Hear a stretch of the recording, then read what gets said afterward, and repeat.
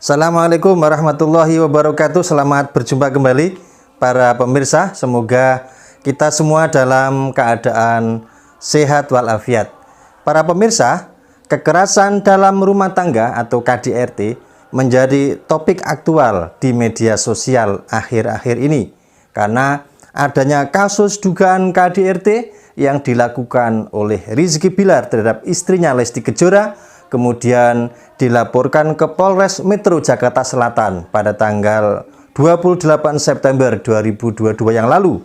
Dan laporan yang sudah teregistrasi itu kemudian diproses oleh pihak kepolisian bahkan sampai pada proses penyidikan. Namun perkembangan terakhir, laporan tersebut dicabut oleh pihak pelapor karena adanya perdamaian dengan pihak terlapor yang statusnya sudah menjadi tersangka.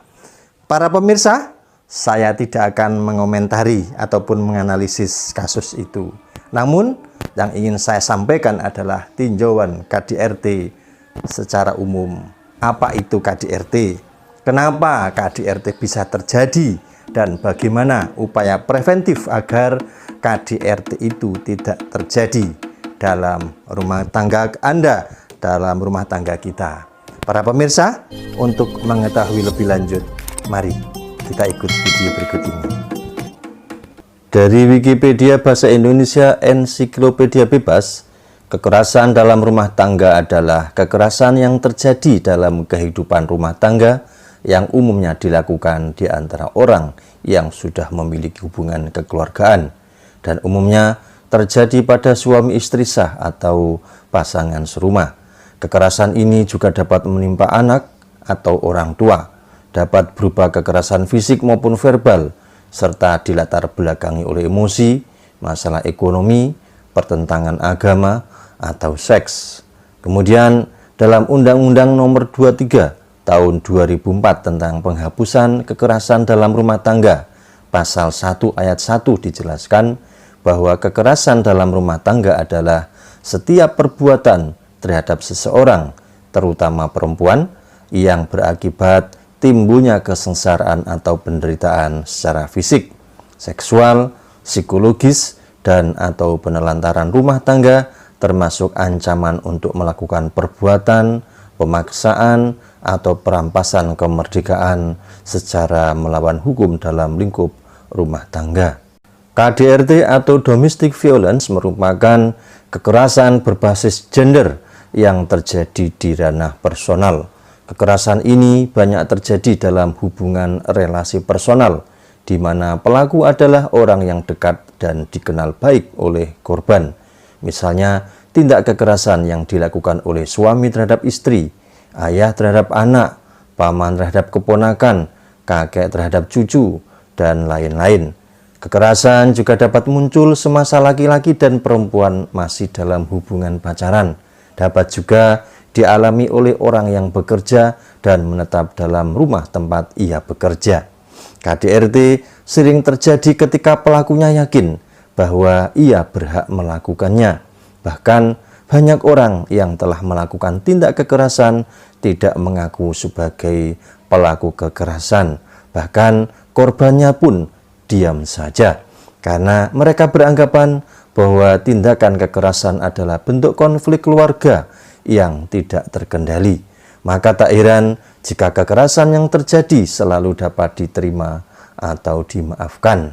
Akibatnya, anak-anak yang tinggal dalam keluarga bermasalah KDRT sering mengalami problem psikologis seperti suka menyendiri, takut terhadap ancaman dan agresi yang tak terduga yang dapat berujung pada trauma berkepanjangan.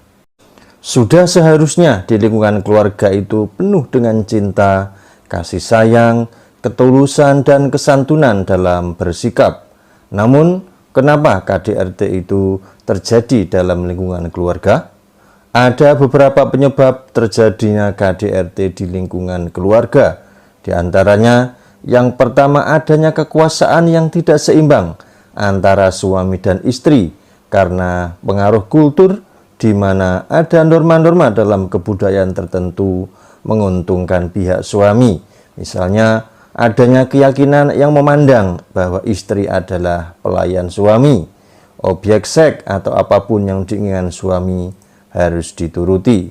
Yang kedua, adanya ketergantungan finansial istri pada suami karena istri tidak bekerja yang memicu suami bertindak seenaknya, bahkan melakukan kekerasan pada istri.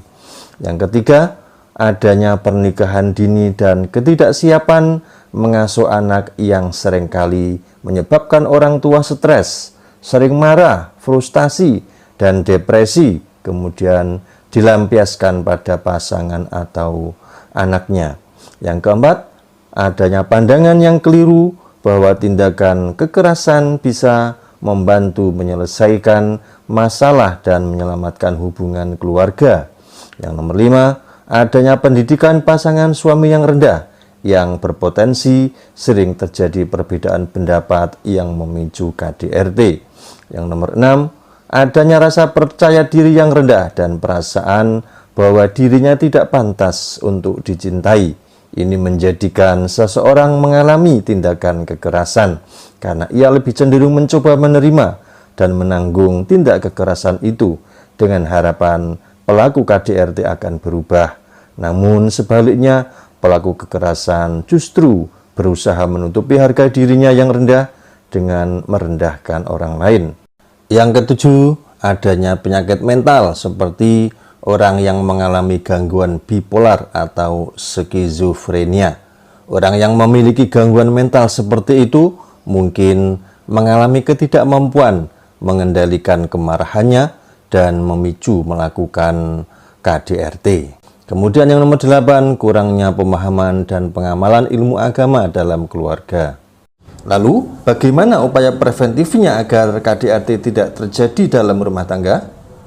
Upaya preventif agar KDRT tidak terjadi harus dimulai sejak sebelum menikah. Yang pertama, persiapkan pernikahanmu dengan sebaik-baiknya dengan menikah kalau sudah memenuhi persyaratan istitoah, sebagaimana sabda Nabi Muhammad SAW, "Ya ma'syarus syabab, man istata'a minkumul ba'ata falyatazawwaj, fa innahu aghaddu lil basari wa ahsanu lil farji, wa man lam yastati' fa alaihi bisawm fa innahu lahu wija." Artinya, wahai para pemuda, barang siapa di antara kalian sudah berkemampuan untuk berumah tangga, maka menikahlah. Sesungguhnya dengan menikah itu akan lebih menundukkan pandangan dan akan lebih bisa membentengi nafsu syahwat. Dan barang siapa belum memiliki kemampuan untuk berumah tangga, maka hendaklah ia menahan diri dengan berpuasa, karena puasa itu dapat menjadi benteng untuk dirinya. Hadis riwayat Bukhari, Muslim, Tirmidzi, dan yang lain. Yang nomor 2, pilihlah pasangan sebagaimana petunjuk Nabi Muhammad SAW, yakni memilih pasangan yang kuat agamanya dan baik budi pekertinya, sebagaimana sabda beliau, "Tungkahul mar'atu li arba'in, limaliha wa lihasabiha wa jamaliha wa lidiniha, fadhfar bidzatid din taribat yadak." Artinya, wanita biasanya dinikahi karena 4 hal: karena hartanya, karena kedudukannya, karena parasnya, dan karena agamanya. Maka hendaklah kamu pilih wanita yang bagus agamanya. Kalau tidak demikian, niscaya kamu akan merugi. Sabda beliau lagi, "Idza ja'akum man tardawna dinahu wa khuluquhu fa'ankihuhu, illa taf'alu takun fitnatun fil ardi wa fasadun." Artinya, jika datang kepada kalian seorang laki-laki yang kalian ridhoi agama dan akhlaknya, maka nikahkanlah anak perempuanmu dengannya. Jika tidak, maka akan terjadi fitnah dan kerusakan di muka bumi. Hadis riwayat Tirmidzi. Yang nomor 3, niatkanlah menikah karena ibadah kepada Allah Subhanahu wa Ta'ala, agar memperoleh ridho dan pertolongannya, sebagaimana hadis yang dinukil oleh Imam Ghazali dalam kitab Ihya, "Man nakahalillah wa angkahalillah istahaqqa wilayatallah." Barang siapa yang menikah karena Allah dan menikahkan anak perempuannya karena Allah, maka ia berhak mendapatkan pertolongannya. Sabda Nabi yang lain, "Salasatun haqqun 'alallahi ta'ala aunuhum, al-mujahidu fi sabilillah wal mukatabul ladzi yuridul ada wan nakihul ladzi yuridul afaf. Artinya ada 3 golongan yang Allah pasti akan membantunya, yaitu orang yang berjihad di jalan Allah, budak yang berusaha memberi dirinya sendiri hingga menjadi orang yang merdeka, dan orang yang menikah untuk menjaga kehormatan dirinya. Yang nomor 4, praktekkanlah petunjuk Al-Quran dalam kehidupan berkeluarga, terutama perintah Allah Subhanahu wa Ta'ala dalam surat An-Nisa ayat 19. A'udzubillahi minasyaitonirrajim. Bismillahirrahmanirrahim. Wa ashiruhunna bil ma'ruf fa in karihtumuhunna fa asa an takrahu syai'aw wa yaj'alallahu fihi khairan katsira. Dan pergaulilah mereka secara patut. Kemudian bila kamu tidak menyukai mereka, maka bersabarlah, karena mungkin kamu tidak menyukai sesuatu padahal Allah menjadikan padanya kebaikan yang banyak. Kemudian yang nomor 5, jadikanlah Nabi Muhammad SAW sebagai figur yang harus dicontoh dalam kehidupan berkeluarga, sebagaimana sabda beliau, khairukum khairukum li ahli wa ana khairukum li ahli. Artinya sebaik-baik kalian adalah yang paling baik perlakuannya kepada keluarganya, dan aku adalah orang yang paling baik di antara kalian terhadap keluargaku. Para pemirsa, banyak suami yang mengira bahwa kewajiban mereka terhadap istri hanya cukup memberi nafkah, pakaian, dan tempat tinggal saja.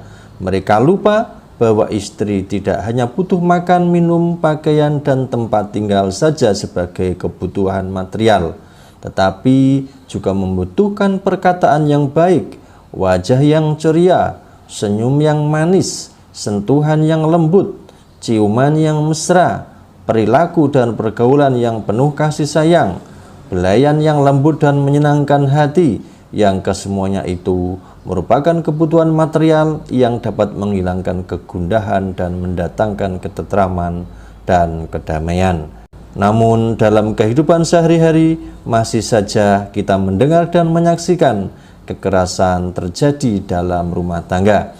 Maka di negara kita Indonesia diberlakukan Undang-Undang Nomor 23 Tahun 2004 tentang penghapusan KDRT yang terlahir dengan pertimbangan bahwa kasus KDRT merupakan pelanggaran terhadap hak asasi manusia meskipun dilakukan dalam lingkup rumah tangga. Selain itu, Undang-Undang Nomor 3 Tahun 2004 juga menyebutkan bahwa persoalan KDRT merupakan suatu kejahatan terhadap martabat kemanusiaan serta bentuk dari diskriminasi. Maka perlu adanya payung hukum yang mengatur tentang KDRT ini dengan tujuan untuk mencegah terjadinya segala bentuk kekerasan dalam rumah tangga, untuk melindungi korban kekerasan dalam rumah tangga, untuk menindak pelaku kekerasan dalam rumah tangga, dan memelihara keutuhan rumah tangga yang harmonis dan sejahtera. Dan karena KDRT merupakan tindak pidana, maka tentu saja pelakunya diancam dengan hukuman pidana dengan dipenjara atau didenda. Demikian para pemirsa, semoga bermanfaat. Wassalamualaikum warahmatullahi wabarakatuh.